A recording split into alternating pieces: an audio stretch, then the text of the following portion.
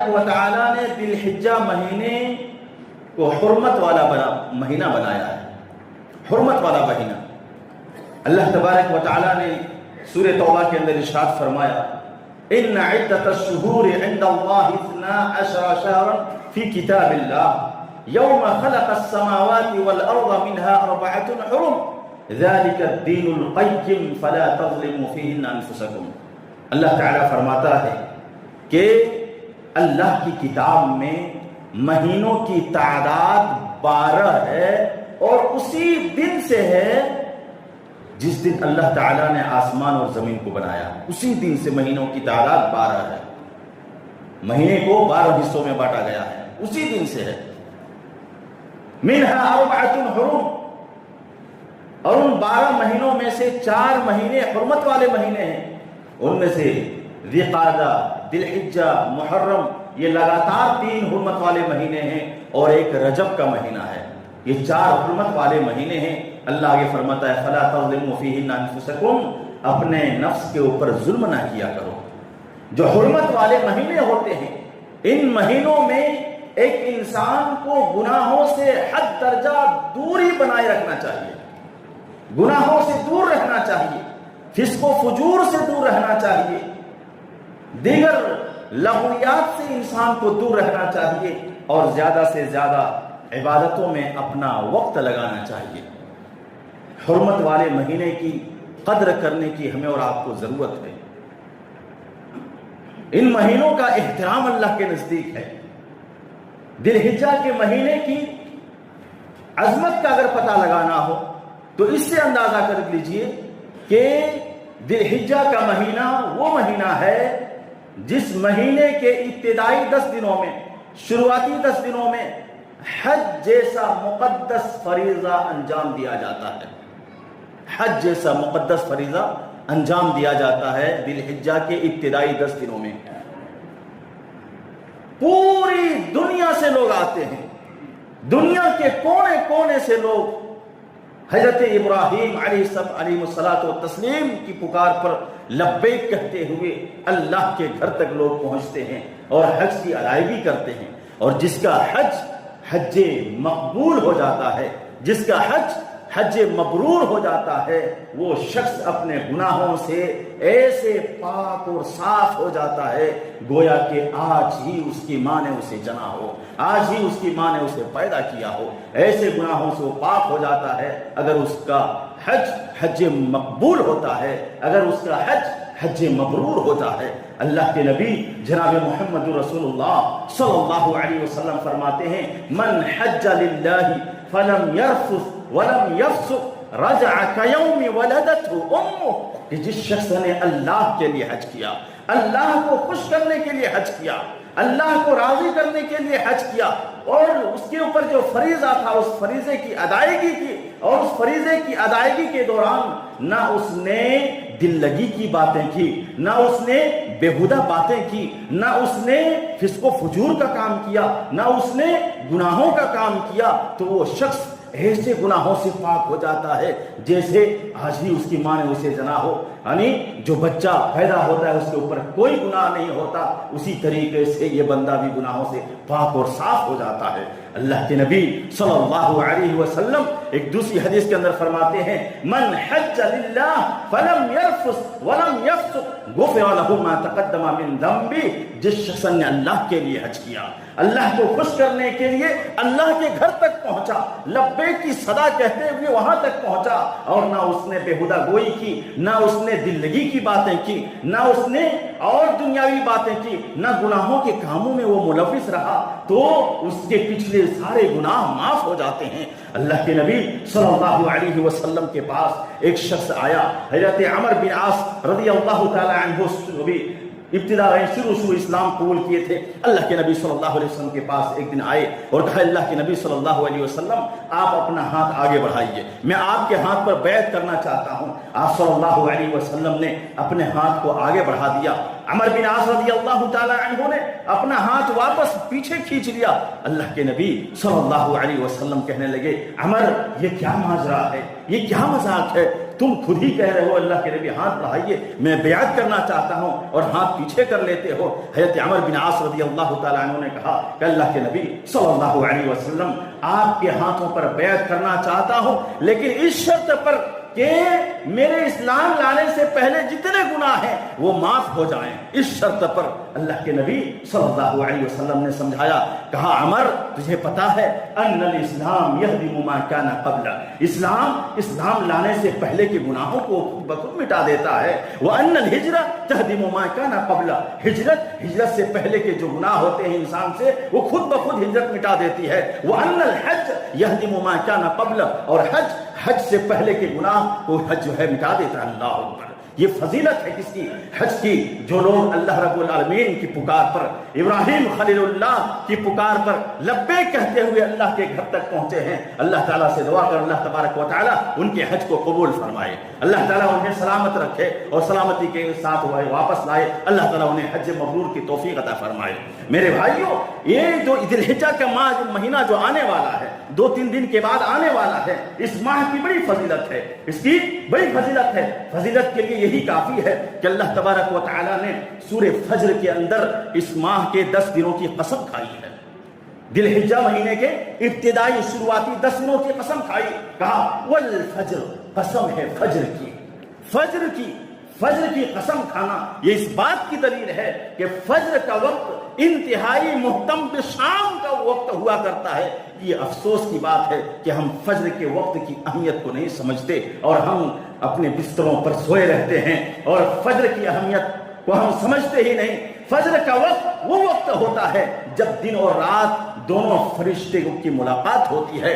فجر کا وقت وہ وقت ہوتا ہے جب اللہ کے نبی صلی اللہ علیہ وسلم نے جس کے تعلق سے فرمایا کہ فجر کی نماز کے تعلق سے اگر مسلمانوں کو اس کی فضیلت کا علم ہو جائے تو یہ اگر انہیں یہ چل نہ پائے تو یہ اپنی سرین کے بل جو ہے گھسیٹتے ہوئے آئے، اگر ان کو پتہ چل جائے کہ فجر کی نماز کی کیا اہمیت ہے۔ اللہ نے کہا والفجر، قسم ہے فجر کی، ولیال عشر، اور 10 راتوں کی قسم اللہ نے کھائی۔ مفسرین نے بالاتفاق یہ کہا ہے کہ 10 راتوں سے مراد ذی الحجہ کے ابتدائی 10 دن ہیں، شروعاتی 10 دن مراد ہیں جس کی اللہ تعالیٰ نے قسم کھائی ہے۔ ذی الحجہ مہینے کی فضیلت اگر آپ کو سمجھنی ہے، ذی الحجہ مہینے کی ابتدائی 10 دنوں کی فضیلت اگر آپ کو سمجھنی ہے تو جناب محمد رسول اللہ صلی اللہ علیہ وسلم کی اس حدیث پر غور کریں۔ آپ صلی اللہ علیہ وسلم نے فرمایا افضل ایام الدنیا ایام العشر، دنیا کے تمام دنوں میں سب سے افضل ترین دن کون سا دن ہے؟ افضل ایام الدنیا ایام العشر، ذی الحجہ کے ابتدائی 10 دن ہیں، سب سے افضل ترین دن۔ راتوں میں رمضان المبارک کے مہینے کے جو آخری عشرے کی جو راتیں ہیں اس کی فضیلت ہے، دنوں کے اعتبار سے سب سے زیادہ فضیلت ماہ رمضان کا جو دن ہے، آخری عشرے کے جو ایام ہیں اس سے بھی زیادہ فضیلت والے ایام یا دن ذی الحجہ کے ابتدائی 10 دن ہیں۔ یہ بڑی فضیلتوں والے دن ہیں جو آنے والے ہیں، بڑی فضیلتوں والے دن ہیں۔ ذی الحجہ مہینے کے ابتدائی 10 دنوں کی فضیلت اگر آپ کو سمجھنی ہے تو اللہ کے نبی صلی اللہ علیہ وسلم کی اس حدیث پر غور کیجئے۔ اللہ کے نبی صلی اللہ علیہ وسلم فرماتے ہیں کہ ان 10 دنوں کی فضیلت یہ ہے کہ ایک انسان کوئی نیک عمل کرتا ہے تو وہ اللہ کو اتنا محبوب، اتنا پسند ہوتا ہے کہ دیگر دنوں میں وہ عمل وہ بندہ کرتا ہے اتنا وہ پسند نہیں ہے۔ آپ صلی اللہ علیہ وسلم نے فرمایا ما من ایام العمل الصالح فيها احب الى الله من هذه الايام يعني ايام العشر۔ قالوا يا رسول الله ولا الجهاد في سبيل الله؟ قال صلى الله عليه وسلم ولا الجهاد في سبيل الله الا رجل خرج بنفسه وماله فلم يرجع من ذلك بشيء۔ آپ صلی اللہ علیہ وسلم نے فرمایا، کہا ما من ایام، کوئی بھی دن ایسا نہیں، العمل الصالح فيها احب الى الله، جس میں نیک عمل ایک بندہ کرے اور وہ اللہ کو اتنا محبوب ہو جتنا محبوب ذی الحجہ کے ابتدائی 10 دنوں میں ہے۔ ذی الحجہ کی پہلی تاریخ سے لے کر 10ویں تاریخ تک جتنا محبوب اللہ کو نیک عمل جتنا پسند ہے اتنا دیگر مہینوں میں کیے گئے عمل اتنا پسند نہیں جتنا اس میں پسند ہے۔ صحابہ نے کہا اللہ کے نبی صلی اللہ علیہ وسلم کیا جہاد سے بھی زیادہ پسندیدہ عمل ہے؟ جہاد سے بھی زیادہ پسندیدہ عمل ہے؟ آپ صلی اللہ علیہ وسلم فرمایا ہاں ولل جہاد فی سبیل اللہ، جہاد سے بھی زیادہ ہے، مگر ہاں وہ مجاہد جو اپنے مال کو لے کر کے اللہ کی راہ میں نکلا، وہ مجاہد جو اپنی جان لے کر کے نکلا اور نہ وہ مال لے کر کے واپس آ پایا نہ اپنی جان کو لے کر کے واپس آ پایا، یعنی مال بھی اللہ کی راہ میں قربان کر گیا، اپنے آپ کو بھی اللہ کی راہ میں قربان کر گیا، تو پھر یہ مجاہد اس کا مقابلہ کر سکتا ہے؟ بقیہ جہاد بھی ان دنوں میں اس سے بہتر نہیں۔ اللہ اکبر، یہ فضیلت ہے ذی الحجہ مہینے کی ابتدائی 10 دنوں کی، یہ فضیلت ہے۔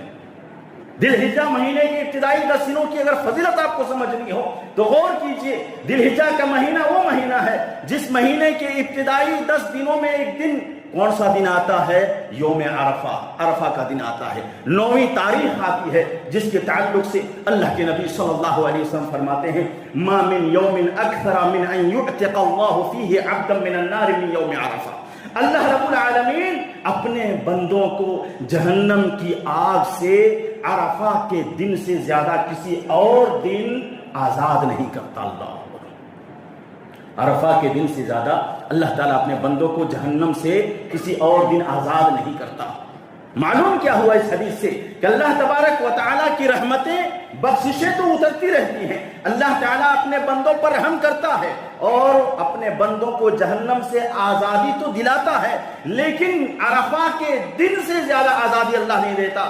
سب سے زیادہ اللہ تبارک و تعالیٰ اپنے بندوں کو جہنم سے آزاد عرفہ کے دن کرتا ہے۔ یہ فضیلت ہے ذی الحجہ مہینے کے ابتدائی 10 دنوں میں سے ایک دن کی۔ ذی الحجہ مہینے کی ابتدائی 10 دنوں کی فضیلت آپ کو سمجھنی ہو تو نبی کریم صلی اللہ علیہ وسلم کی اس حدیث پر غور کیجئے۔ اللہ کے نبی صلی اللہ علیہ وسلم فرماتے ہیں افضل ایام الدنیا عند اللہ تبارک ان اعظم الایام عند اللہ تبارک و تعالی یوم النحر ثم یوم القر۔ آپ صلی اللہ علیہ وسلم فرماتے ہیں کہ اللہ کے نزدیک سب سے افضل ترین دن یوم النحر ہے، یعنی 10ویں تاریخ ہے جس دن مسلمان قربانی کرتے ہیں، یہ سب سے افضل ترین دن ہے۔ پھر اللہ کے نبی صلی اللہ علیہ وسلم فرماتے ہیں ثم یوم القر، پھر اس کے بعد والا دن یعنی 11ویں تاریخ، یہ بھی اللہ کے نزدیک بڑی فضیلت والا دن ہے۔ ماہ ذی الحجہ کے ابتدائی 10 دنوں کی فضیلت اگر سمجھنی ہو، نبی صلی اللہ علیہ وسلم کے مختلف کلام میں مختلف اقوال میں یہ بات ملتی ہے کہ ذی الحجہ کا مہینہ وہ مہینہ ہے جس کے ابتدائی 10 دنوں میں ام العبادات جمع ہو جاتی ہیں، عبادت بڑی بڑی عبادتیں جمع ہو جاتی ہیں۔ مثلا آپ دیکھ لیجئے نماز، روزہ، حج، صدقہ و خیرات، یہ کتنی بڑی بڑی عبادتیں انہی 10 دنوں میں انجام دی جاتی ہیں، کتنی بڑی بڑی عبادتیں ہیں۔ اگر غور کیجئے گا تو آپ کو پتہ چلے گا ایک اور چیز کا، شہادتین کا بھی وہاں پہ جو ہے وہ بات آ جاتی ہے۔ اسلام کی بنیاد 5 چیزوں پر ہے۔ پہلی چیز کیا ہے؟ شہادتین کا اقرار کرنا، لا الہ الا اللہ محمد رسول اللہ کا اقرار کرنا، اللہ کی وحدانیت کا اقرار کرنا، اور حج کے جو ارکان ہیں، حج کے جو اعمال ہیں، آپ ان میں دیکھیں گے کہ ایک حاجی کو یہ کہا جاتا ہے کہ کہو لا الہ الا اللہ وحدہ لا شریک لہ لہ الملک ولہ الحمد وہو علی کل شیء قدیر۔ اللہ کی وحدانیت کا اقرار کرنے کو کہا جا رہا ہے۔ اسی طریقے سے اس کے بعد نماز دیکھ لیجیے، نماز تو کبھی معاف نہیں ہے، نماز بھی ان 10 دنوں میں آ جاتا ہے۔ اسی طریقے سے روزہ ہے، اسی طریقے سے حج جیسی مقدس عبادات اس میں جمع ہو جاتی ہیں۔ تو ماہ ذی الحجہ کے ابتدائی 10 دنوں کی بڑی فضیلت ہے، بڑی اہمیت ہے، لہذا ان 10 دنوں کی ہمیں اور آپ کو قدر کرنی چاہیے۔ اللہ تبارک و تعالی ہمیں ان 10 دنوں کی قدر کو سمجھنے کی توفیق عطا فرمائے۔ اب سوال یہ اٹھتا ہے، ایک سوال اب یہ اٹھتا ہے کہ ان 10 دنوں میں ہمیں کون سے کام انجام دینا چاہیے، کون سے امور ہمیں انجام دینا چاہیے کہ اللہ تبارک و تعالی ہم سے خوش ہو جائے۔ سب سے پہلا کام ذکر و اذکار کیجیے، ذکر و اذکار کرنا چاہیے، تسبیح، تہلیل، تکبیر پڑھنا چاہیے۔ پیارے حبیب صلی اللہ علیہ وسلم فرماتے ہیں کہ ذی الحجہ کے ابتدائی 10 دنوں کی اتنی اللہ فضیلت ہے کہ اللہ تبارک و تعالیٰ کو ان 10 دنوں سے زیادہ کسی اور دن کا عمل اتنا پسند نہیں ہے، لہذا فَأَكْثِرُوا فِيهِنَّ التَّسْبِيحَ والتکبیر والتحلیل۔ آپ نے امت کو بتایا کہ لوگوں ان 10 دنوں میں زیادہ سے زیادہ تسبیح پڑھا کرو۔ تسبیح کیا ہے؟ سبحان اللہ سبحان اللہ سبحان اللہ۔ والتکبیر، تکبیر پڑھا کرو۔ تکبیر کیا ہے؟ اللہ اکبر اللہ اکبر اللہ اکبر۔ والتحلیل، تحلیل پڑھا کہا کرو. تحلیل کیا ہے؟ لا الہ الا اللہ، لا الہ الا اللہ. اللہ کے نبی صلی اللہ علیہ وسلم یہ اذکار ہمیں سکھا رہے ہیں کہ ان 10 دنوں میں، ذی الحجہ کے ابتدائی 10 دنوں میں ان اذکار کا زیادہ سے زیادہ ورد کیا کرو. دوسرا کام نمازوں کا اہتمام، نمازوں کی پابندی. میرے بھائیوں، جب تک یہ سانس چل رہی ہے نمازوں سے کسی کو خلاصی نہیں، نمازوں سے کسی کو چھٹکارا نہیں. نماز مومنوں کی معراج ہے، نماز محمد رسول اللہ کی آنکھوں کی ٹھنڈک ہے، نماز جنت میں جانے کا ذریعہ ہے. نماز وہ عمل ہے جس کے بارے میں قیامت کے روز سب سے پہلے اللہ تبارک و تعالیٰ بندوں سے پوچھے گا، بتا تو نے نماز پڑھی تھی کہ نہیں پڑھی تھی؟ تو نمازوں کی پابندی کیجیے.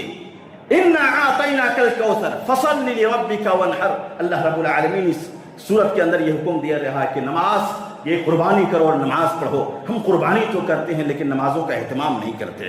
کہیں اللہ رب العالمین ہماری قربانی کو رد نہ کر دے. میرے بھائیوں، نمازوں کا اہتمام کیجئے.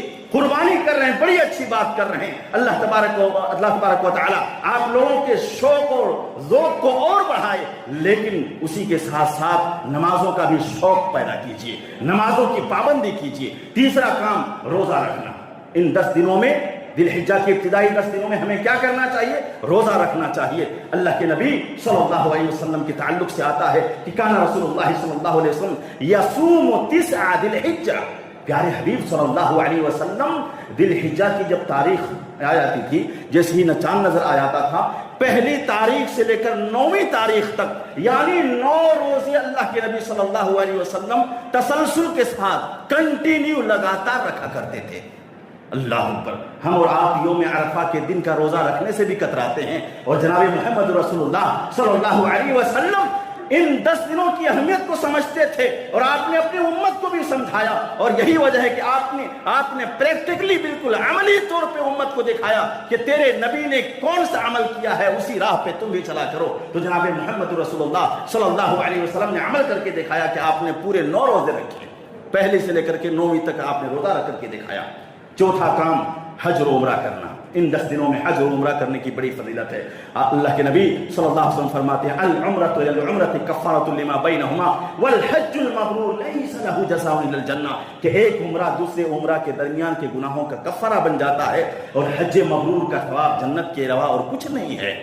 5واں کام جو ہمیں کرنا ہے، دعاؤں کا اہتمام. جب اتنی فضیلت ہے ذی الحجہ مہینے کے ابتدائی 10 دنوں کی، تو ہم کیوں نہ دعاؤں کا اہتمام کریں؟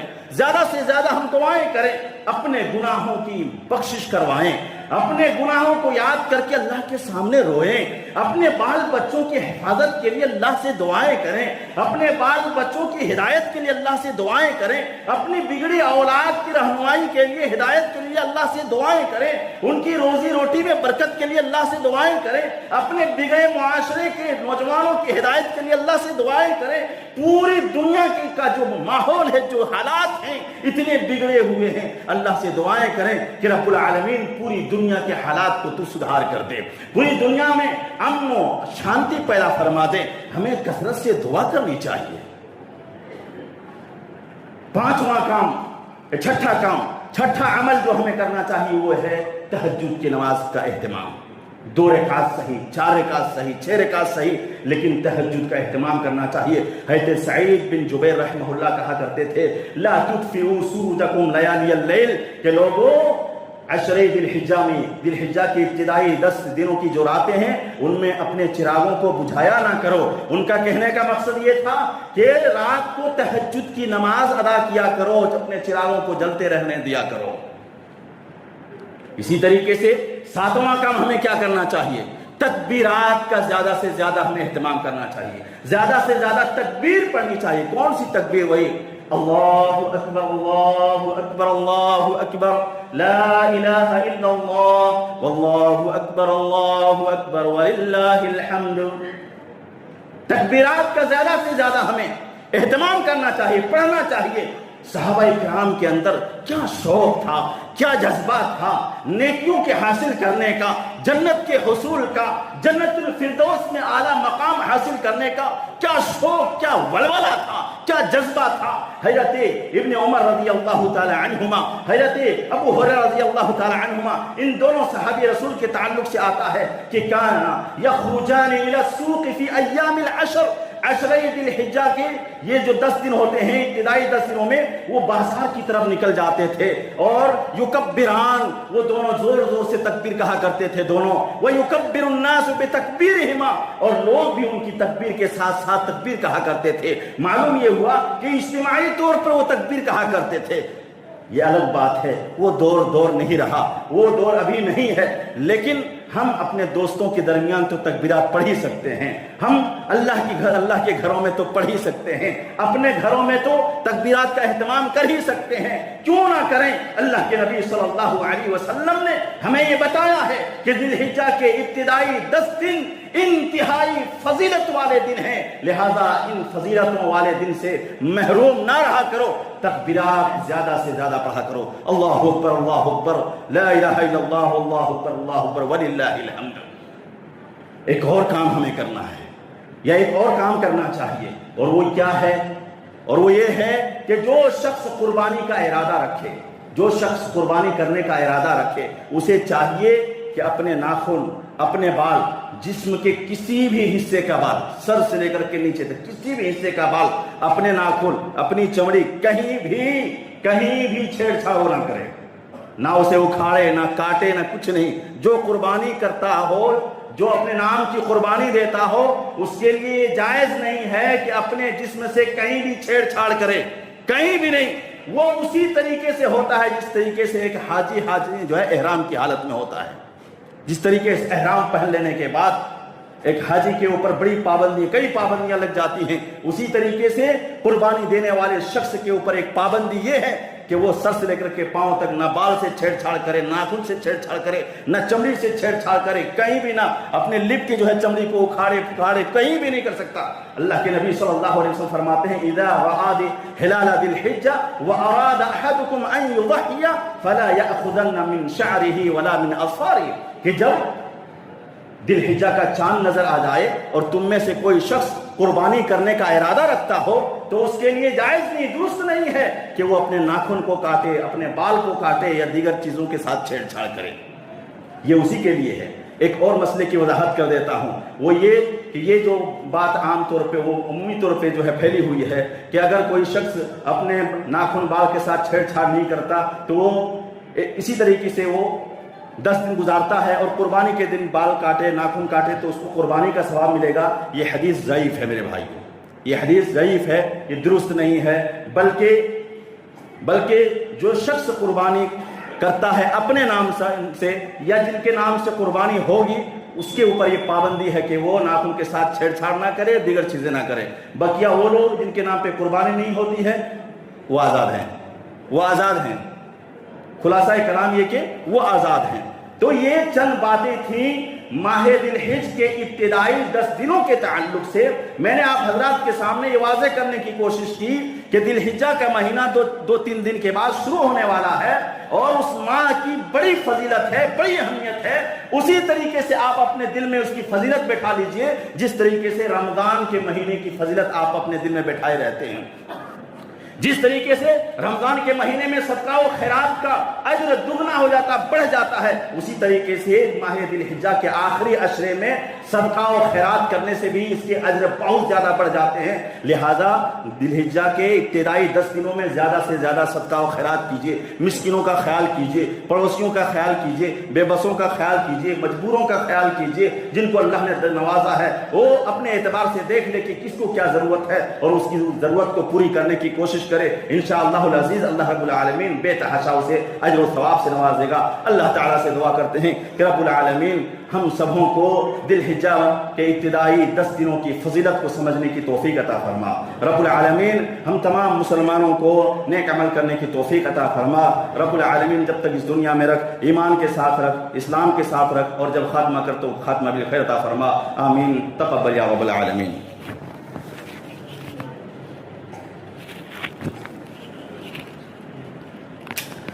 إن الحمد لله نحمده ونستعينه ونستغفره ونعوذ